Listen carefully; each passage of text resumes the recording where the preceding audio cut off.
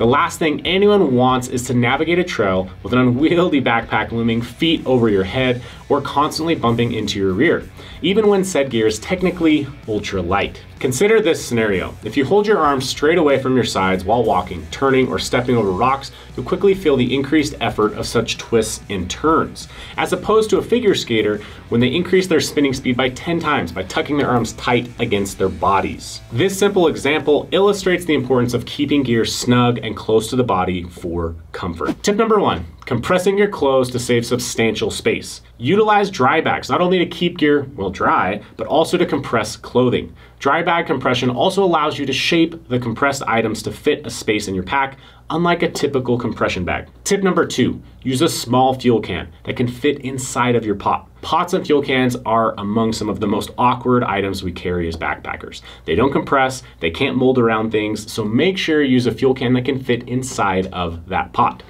And for those of you worried about not having enough fuel, I found that the small fuel can last me 7 days of cooking 1 meal and 1 hot drink every day and have some left over at the end. Tip number 3, repackage your TP.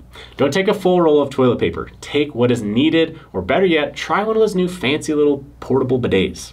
Personally, I carry far less TP than most. However, if you're set on bringing a significant amount of toilet paper, consider removing the cardboard roll and compressing it as tight as possible. Tip number 4, use a down top quilt instead of a sleeping bag. When I started backpacking, my sleeping bag took up the weight and space equivalent to my entire backpack today. Transitioning to a top quilt instead of a traditional sleeping bag, coupled with utilizing down insulation, can remarkably reduce the size and weight of your bag. In this case, my top quilt may be 1/8 of the weight and size of my first sleeping bag. For beginners, this often marks one of the most significant gains in their gear. Tip number 5, embrace trekking pole tents. While many perceive trekking pole tents to be solely about weight savings, the more you use them, the more you appreciate the remarkably compact size.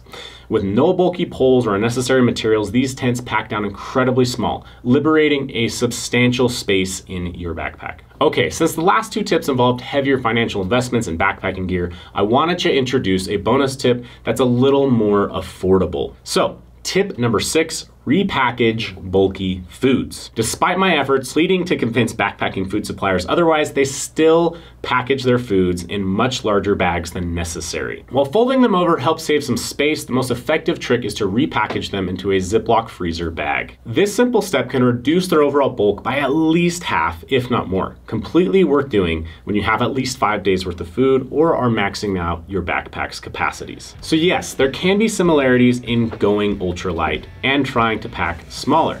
The critical lesson here is that maximizing space efficiency significantly improves trail comfort, mobility, stability, and reduces fatigue at the end of a long day on trail. Give it a shot, shrink your pack down, and let me know how it went. I promise you, you won't regret it. If you have any other space-saving tips, drop those in the comments down below. If you want some more space-saving inspiration, check out our video on 5 things you don't need to bring backpacking. All right, that's it, folks. Subscribe, and we'll see you guys out on the trail.